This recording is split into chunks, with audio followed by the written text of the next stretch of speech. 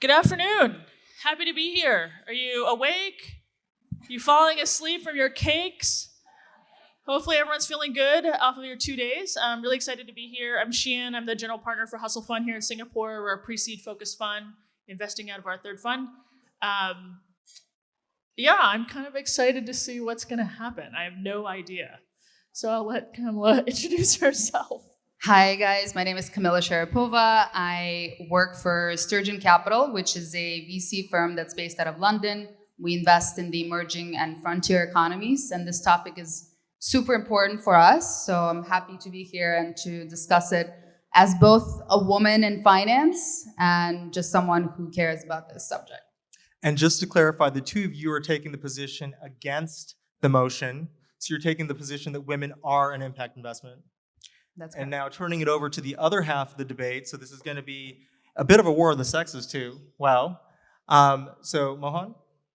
Yeah, hi everyone. Thanks for being here and having me here. My name is Mohan Lakhamraju. I'm the founder and CEO of Great Learning, which is an online education company operating globally, helping working professionals upskill themselves in the digital economy. I've also in the past been investor. I ran the India office for Tiger Global and was also an entrepreneur in the Bay Area in prior life. Hi everyone, my name is Michael, been in Singapore for almost 10 years. I'm a partner at Golden Gate Ventures. We're an early stage VC fund based out of Singapore with offices in Jakarta and Ho Chi Minh City. We invest in early stage tech across Southeast Asia. I'm also the co-producer and director of a documentary called Broken Chains, which actually talks about diversity and inclusion in the VC industry.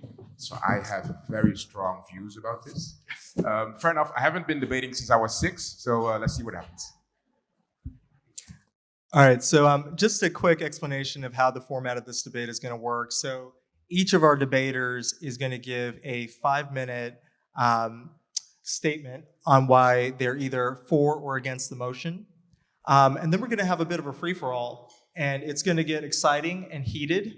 So definitely something to keep you on your toes before the closing remarks of our 2-day conference. So first off, before we get into all of that, what do we mean by impact investment?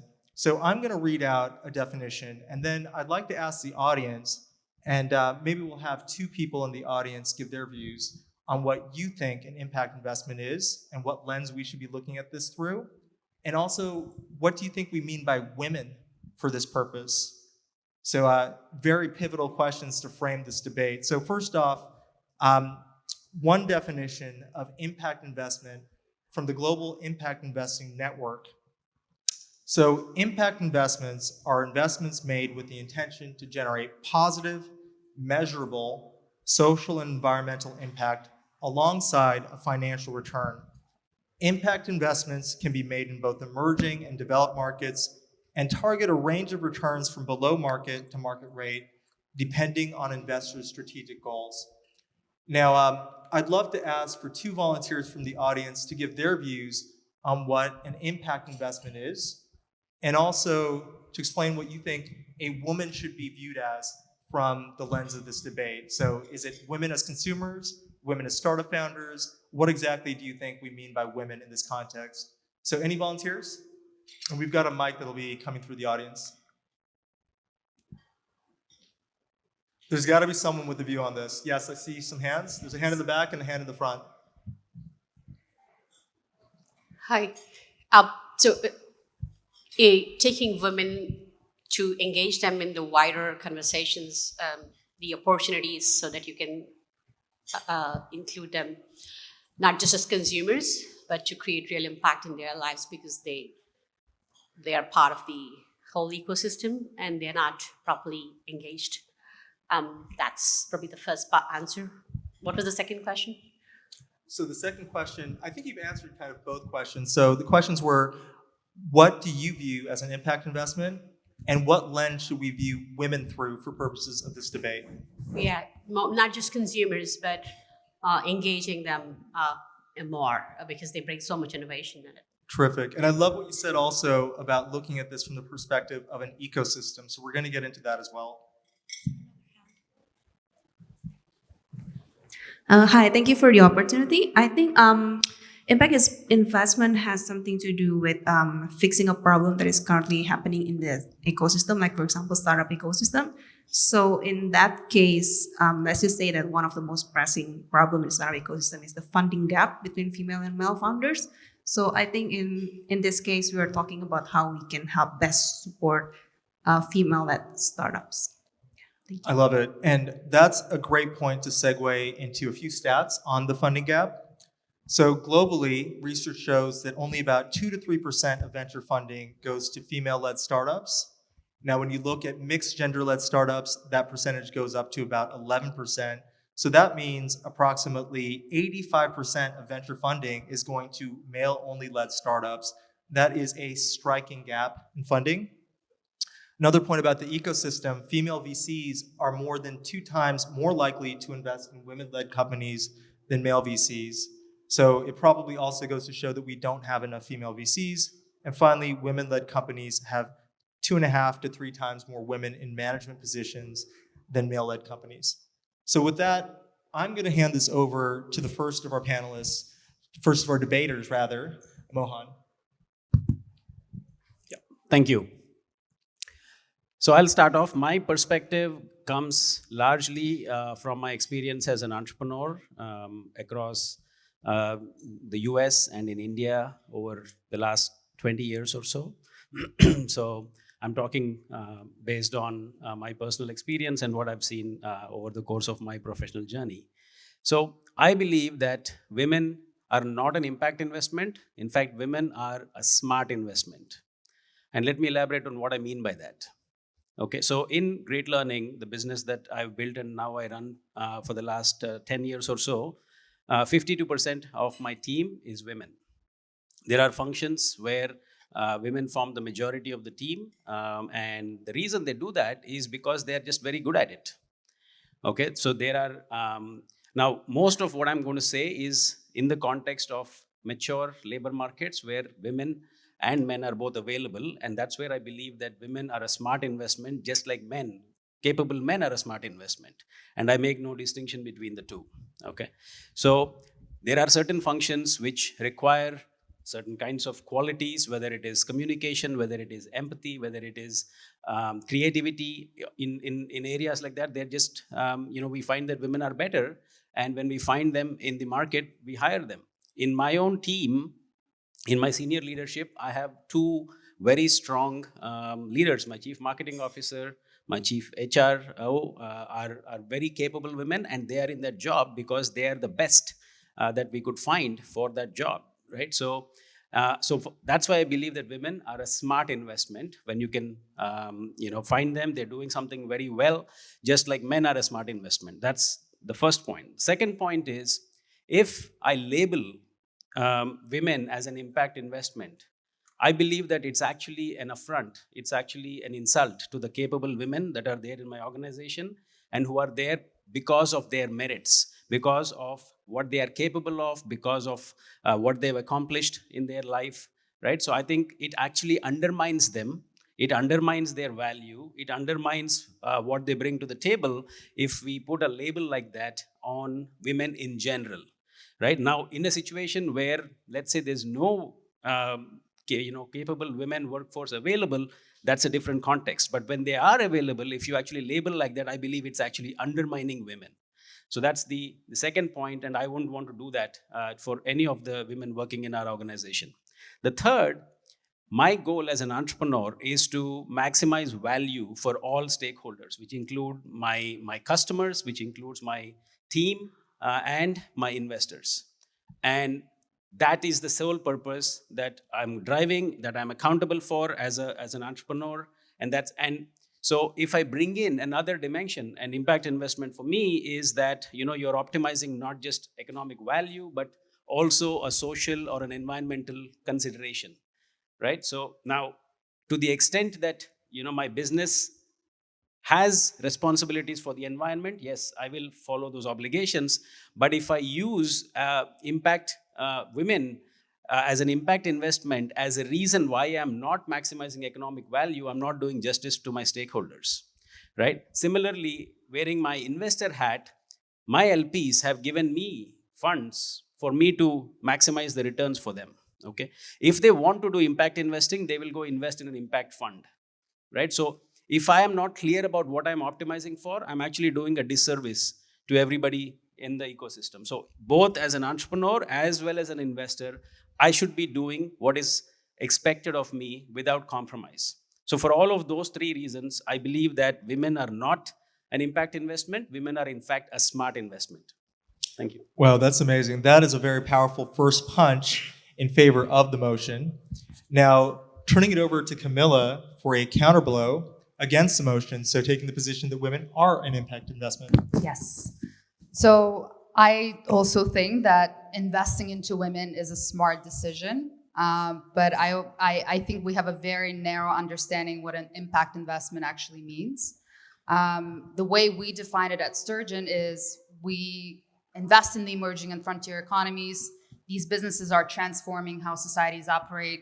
We want to make sure that the impact that's generated, which will be inadvertently generated through process innovation, product innovation, that will create jobs, that will have financial inclusion aspect to it. It needs to be sustainable, and for it to be sustainable, it has to be equitable across gender lines. And that's just the way we think. So we're both a for profit, but we're also for impact investor. And I think we're moving away from this notion that, you know, businesses can just operate in a vacuum and produce handsome financial returns without having a very clear understanding of how their businesses are affecting societies in which they operate.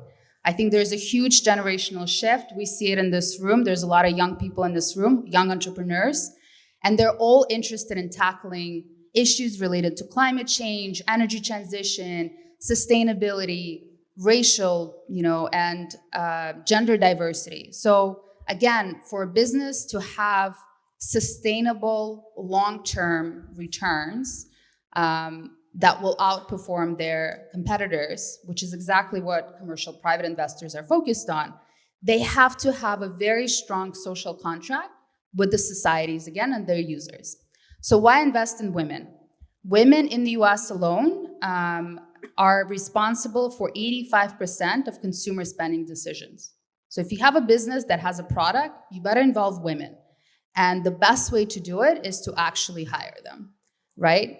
In addition to that, we as women have a purchasing power of 31 trillion USD, which is higher than the GDP of the US. It's higher than the GDP of China.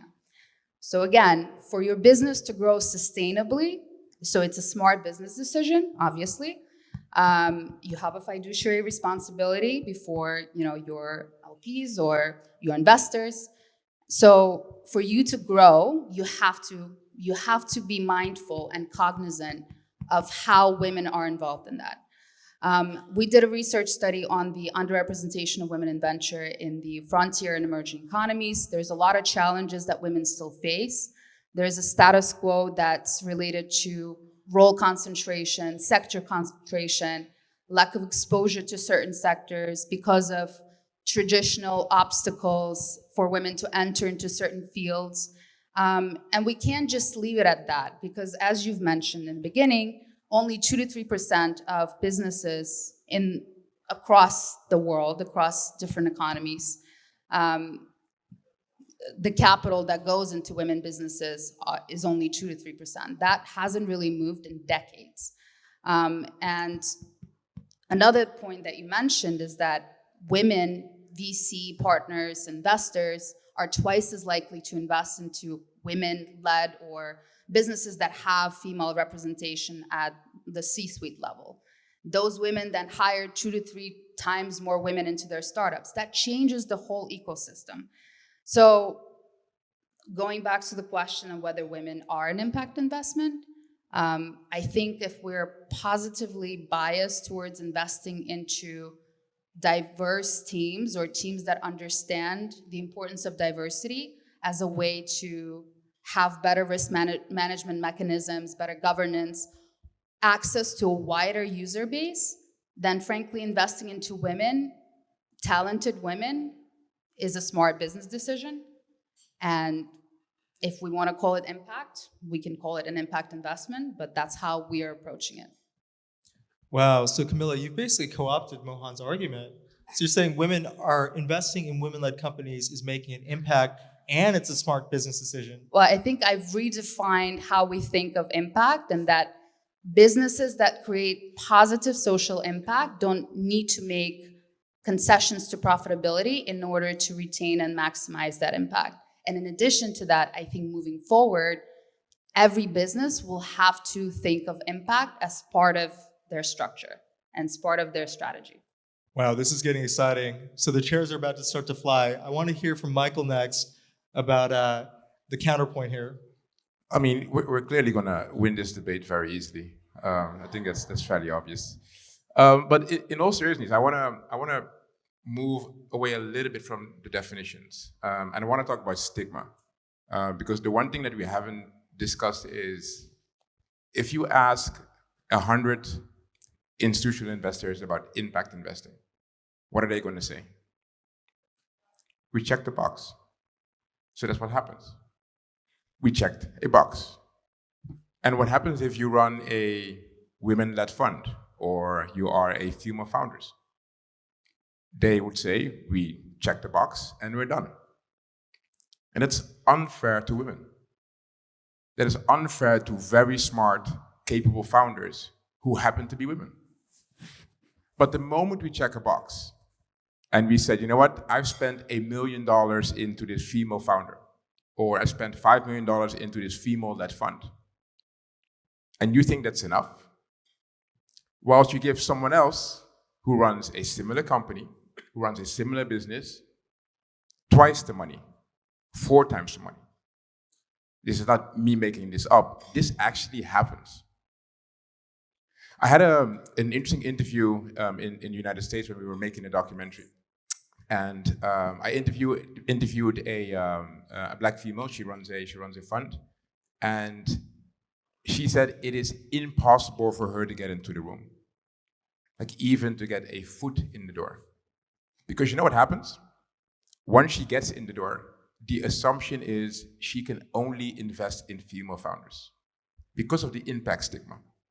And it's unfair. If she meets an amazing, gray-haired, 60-year-old white guy that's building a company, then she should invest in this guy. Because if that company becomes a unicorn or gets to an IPO and she returns an amazing capital as a fund, she can raise her next fund. So why are we so focused on the stigma around impact and women? You're effectively saying, you know what?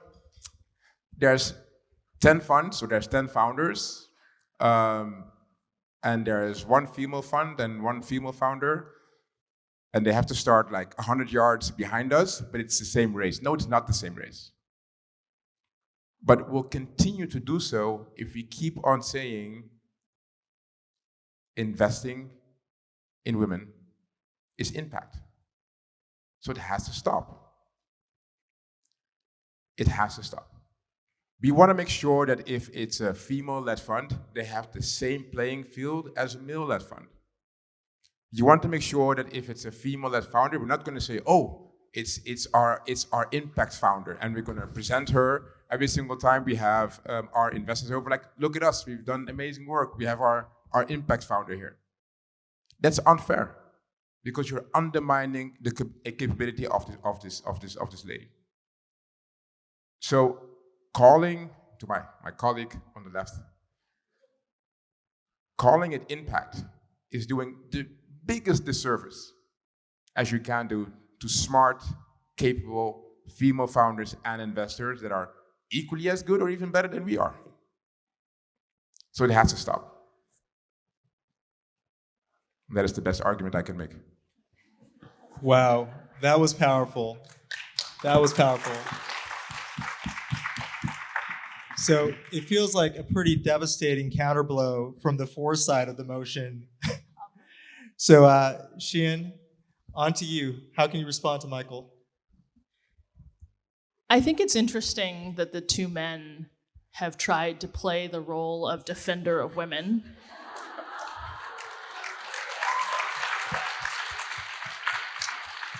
when sort of implicit in their arguments is that, saying impact is a stigmatized thing. I note, women are a smart investment. That implies impact is a dumb investment. And I think maybe we need to go into it's not an either or, it's a yes and. So as a woman, I'm fairly practical. You want to call me a purple-headed cow investment, but you give me money, I don't care. You just give me the money, okay? And so I think, let's just take a step back, right? What is investing? Investing is about the allocation of capital. Where does the money come from? There are LPs, there are institutional LPs in the world, and lots of them have different goals. Some of them are purely financial, some of them have pools that are environmentally focused, impact focused, whatever it is. And if that makes more capital available to women because it's labeled a certain way, so be it. But I don't think women are only an impact investment. Women make impact wherever they go, but I think the reality of the situation that we live in is, if you look at all the institutionals and all the fund of funds, they are largely run by men.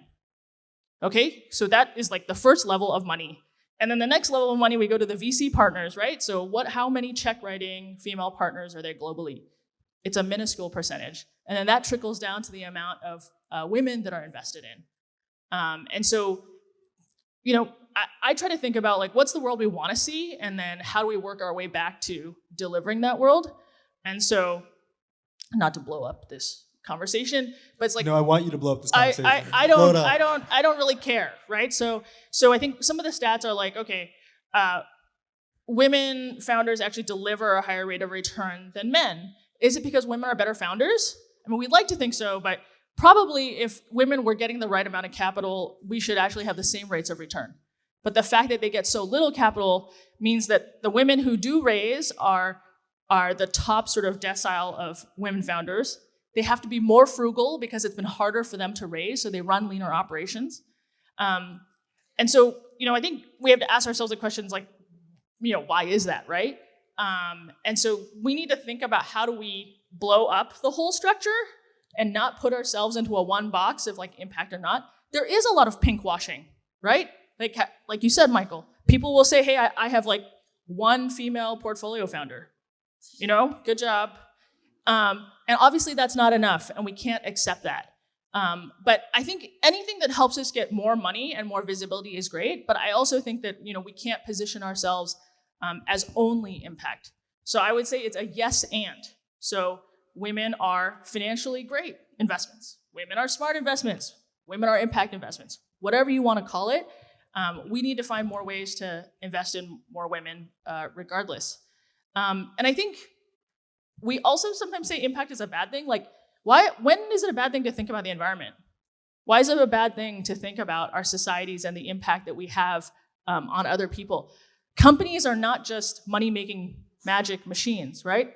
The reason someone pays you money is because you've delivered a service that is valuable to another person, and they're willing to pay for it.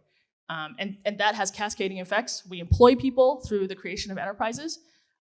And so I think those are all valid considerations in making an investment decision. And we don't call ourselves an impact fund. We're a pre-seed fund, but we do invest in lots of women founders, lots of immigrants, lots of minorities, and that is sort of an output of our process. It's not that we went into the process saying we only want to invest in women. We go into the process thinking, how do we set up an investment process that allows as many talented people to come through as possible and not be impacted by our own bias? And we all have them. I love athlete founders because I played sports, but that's a bias. Other people don't like founders that talk too much because they don't like to be sold to, right? So I think we all have our own bias and we all have to recognize that.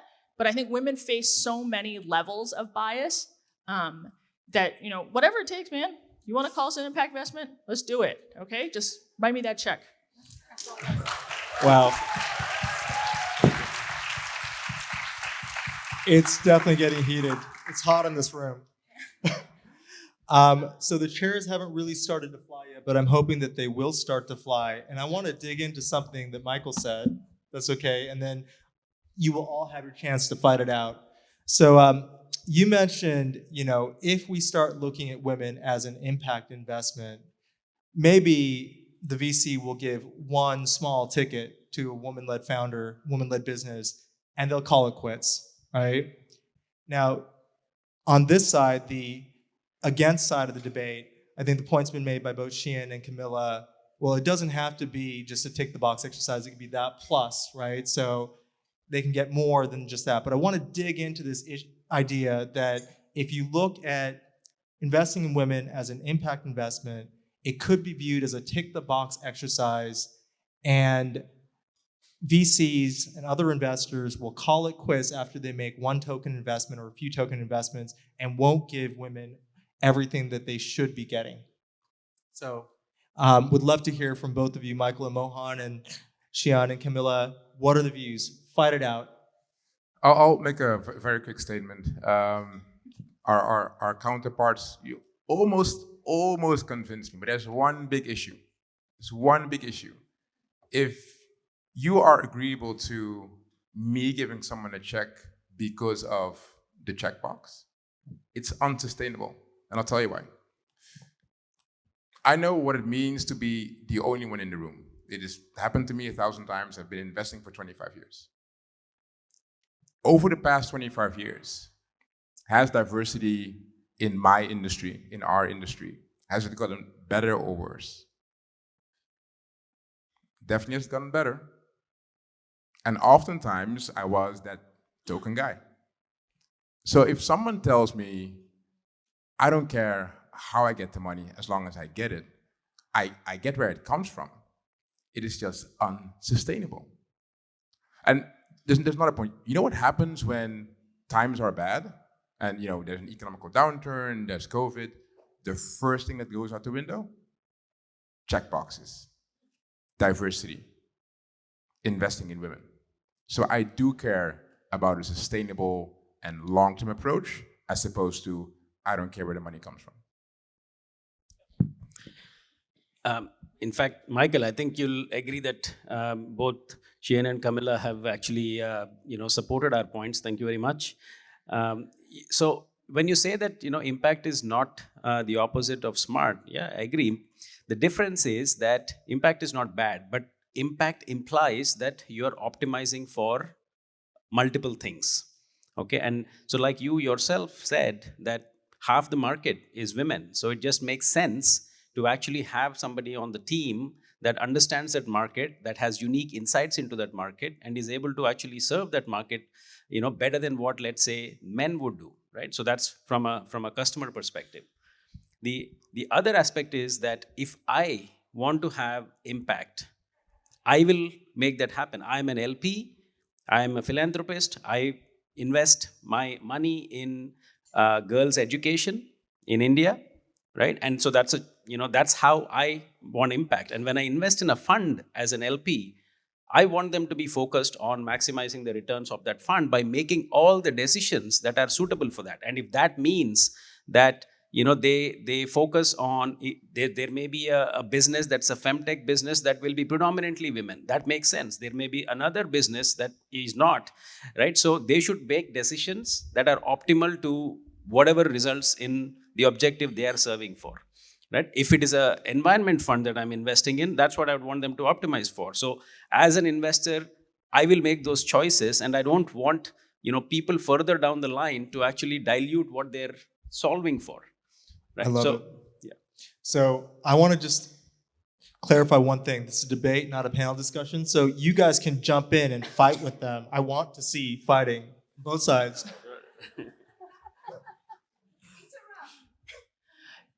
So I think, Michael, I think you make an interesting point about like tokenism doesn't help anyone. And I totally agree with that.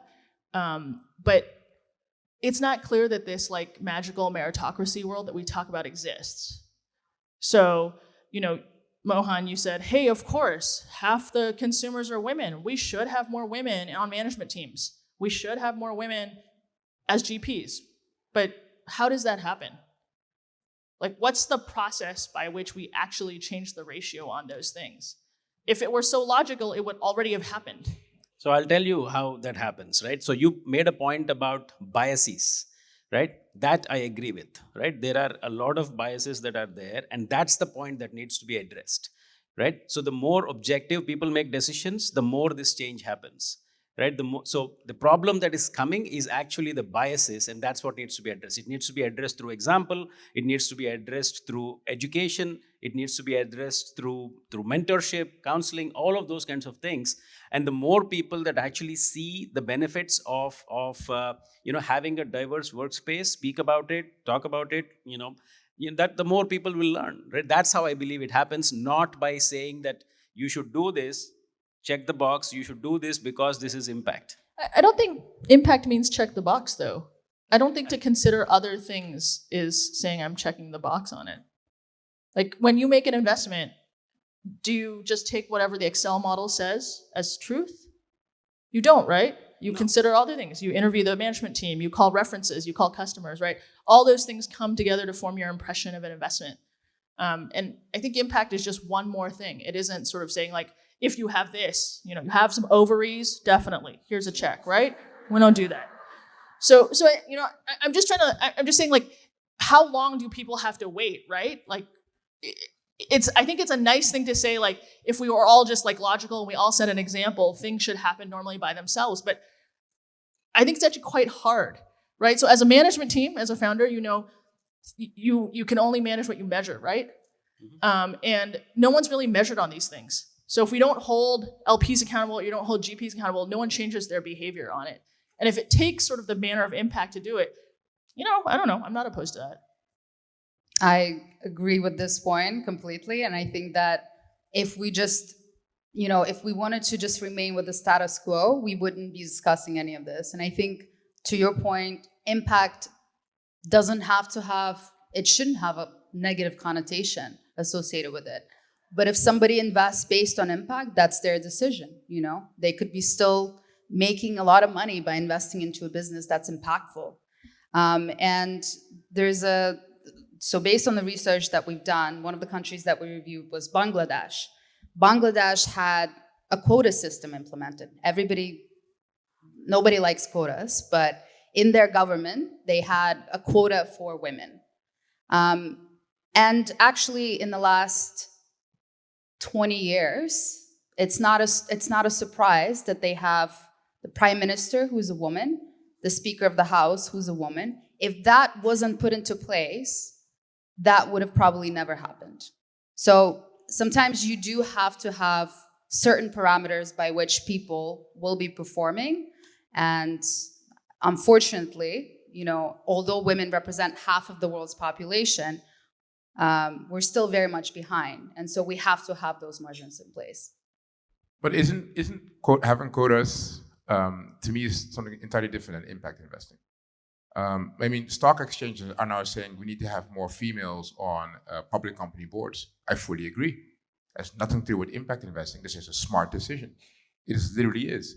So for me, it is more about the stigma around me putting money as an LP or as a GP or as an angel investor into impact-focused companies, and once there is a woman label on it, I've done my work.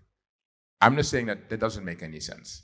Quotas have worked. Quotas absolutely have worked, but it is different than investing with impact. I totally agree with that. So, in fact, I think the point that you guys are missing, we are not calling impact investing as bad. We are saying calling women as an impact investment is not right. That's what's not right. Because I'm a big believer in impact investing in general. In fact, I'm an investor in a fund that actually does impact investing in India, in healthcare, as well as in underrepresented labor, right? So, they don't have a voice. So this fund is giving them a voice by actually, providing them capital and so forth, right? But there, it's very clear, right? There, my expectations are not that this is going to perform in the top decile, because I believe in the cause that they are actually going after. So in fact, I'm big supporter of impact investing. So that's not what we are saying. We're saying that for all the reasons that we've spoken so far, labeling women as impact actually undermines rather than otherwise. There are quotas, believe in it as well. So there are other ways in which we can address the issue of the historical problem of lack of representation, lack of diversity. There are other ways to do that than calling it as impact investing. I'm looking for a fiery rebuttal, and then we'll give that about maybe a minute. And then I want to change the framing on this this debate a little bit. So I think we're going back to the either or versus the yes and. So you're saying I don't want to label women as impact investing because there's a negative stigma and that is, not respectful of them. And I'm saying I think women are not only an impact investment. They can be, but they don't have to be. And I don't think to say like women are not why do we have to put them in that bucket only? Women can be both. Men can also be impact investments. They can also start companies that are not then why focused use the label on, at all, right? So then what you're saying is that, treat them, like any other talent, to treat them as, so and let it be a merit-based and use other mechanisms to bring out that. But right? I guess how different is a quota than saying someone's an impact investment? You're saying I'm going to dedicate a special pool to an underrepresented group. Whether it's a quota of members of parliament or board members, you're still making a special allocation. So do you think that the board members who were elected under the quota are less than the men who are not elected under the quota? No, it's just a way to make sure that if there is an all-man board somewhere, to make sure that it's going to be a representative board of our society. I think. So on the margin, if there is an all-male founder portfolio and you got one more female-led portfolio company, like how is that different? It is fine as long as I don't say, look at her, I did my amazing impact work for the year and I'm not doing any more. That is what I have an issue with. I love it. Now it's getting really feisty. So I'm going to reframe it a little bit for the last 3 minutes, and I'm going to pick on something that you said, Kamila, because you brought up Bangladesh. And I think looking at this from the lens of the EM world is quite interesting because it might change the perspective a bit. So question for all of you, does the perspective on this debate change depending on geography and whether we're looking at emerging markets versus developed markets? And we'll start with you, Kamila. I mean, we've done research covering the frontier and emerging markets, but as part of the beginning of the research, we also interviewed people in developed markets, and the 2 to 3% of funding that goes towards women-founded businesses is not necessarily that. The majority of that is going to be in developed markets. So it's obvious that this side of the of the stage thinks that it's okay. We can just move as we have for the last few centuries. Nothing, something will change maybe. Wow, so the men are still living in the Stone Age. But Oof. the challenges that exist for women in the emerging markets are just magnified. It doesn't mean that those challenges don't exist for women in the more mature markets, but there's other concerns. There could be mobility, safety concerns. There's traditional role of women in society, which, by the way, I think translates into mature markets as well, and the corresponding need for stability. And if certain companies don't offer things like maternity leave, if women decide to have children, it's very hard for them to stay at work and continue with their careers. So there are certain challenges, but I don't think they're very different. I think they're just more emphasized in these markets. Any rebuttal? Yeah, so two things I want to say. First is your point about the developed markets, right? So I think the 2 to 3% investment in female-led founders, I think that needs to be put in context of how many companies are started by female-led founders. Now, I don't know the answer to that, but if the percentage of female-led founders is, let's say, 15%, 10%, then 2%, 3% of 15 or 10% is actually higher than the percentage of male founders that are getting funded, right? That answer changes completely if it was the case that 40, 50% of companies are founded by females. So I think you need to look at that in context to see if it is there. Now, I don't know the answer to this. My guess is that there would be some bias because of the biases that are there in people. There would be the percentage would be lower, but it won't be anywhere as stark as the 2 to 3% of all funded companies. Coming to the emerging economies, there I do agree that there are structural reasons why historically, the imbalance has been much, much more magnified. And there, I think interventions are absolutely required, whether it is in the form of government policy. I think we're out of time, sadly. And Jonathan is coming up to kick us all off I have the a stage. stat. I have the stat. Women started 49% of new businesses in the U.S. in 2021. So I don't think it's a pipeline problem. Okay. If that is the case, then I agree. It is lower. Yeah. So a heated and impassioned debate, exactly the right way to finish up the conference or lead us into the closing remarks. So incredibly happy to be on the stage with all of you. I guess note to the audience and for whoever's recording this, views expressed may not be the personal views of the people on the debate panel. Lawyerly disclaimer. And thank you, everyone. Thank you. Thank you. Thank you.